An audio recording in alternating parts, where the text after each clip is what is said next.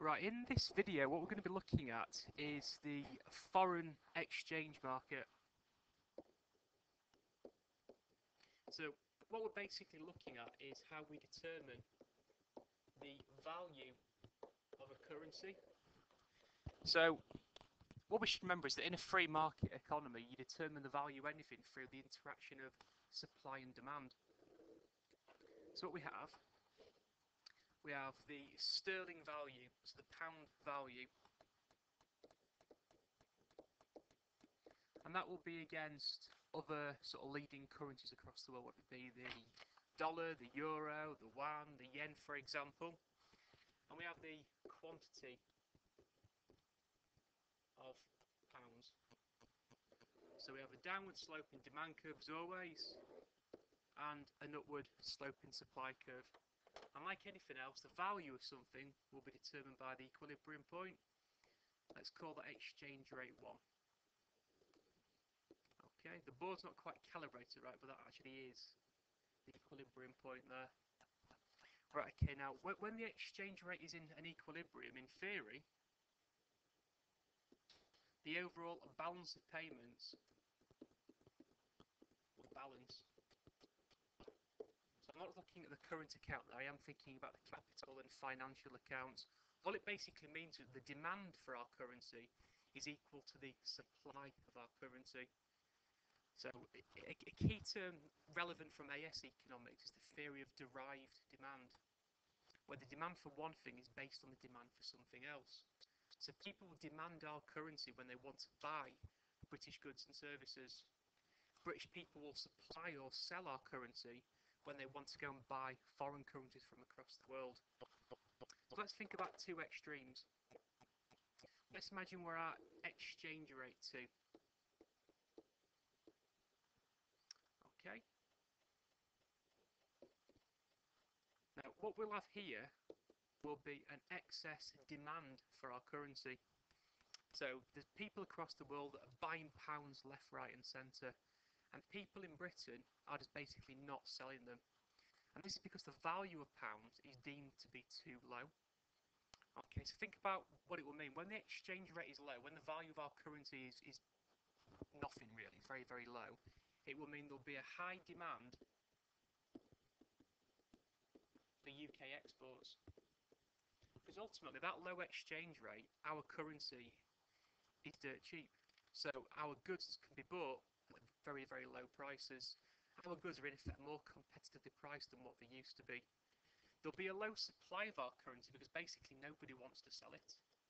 People in Britain will be not demanding imports because with the low exchange rate, those foreign goods are now too expensive to buy. Okay, so in effect, what this will do on foreign exchange markets across the world, it will mean that demand will massively outstrip supply, which will force up the exchange rate back up to that equilibrium point. Now, when the exchange rate is low, the balance of payments will be in surplus. Okay, so what it will basically mean is that we will have a huge surplus, well not a huge, but we will have a falling trade deficit. It could become a surplus, for example. We'll have a huge and growing surplus on the capital and financial accounts as people want to demand pounds and put money into the British economy. Now when we go to the opposite extreme, it's a black pen for this one, let's call it exchange rate 3. When the value of the pound is really, really high, we've got the opposite problem now, in that the supply of our currency is massive compared to the demand. And it's for the opposite reasons. When the currency value is really, really high, there'll be a low or falling demand for UK exports. At the high price, people across the world will no longer want to buy our goods and services.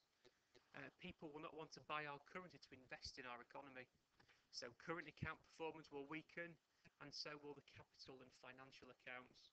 On top of that, the high value of pounds will mean that British people are prepared to sell them to buy foreign currencies which are now cheap, to buy imports. So there'll be a high import demand.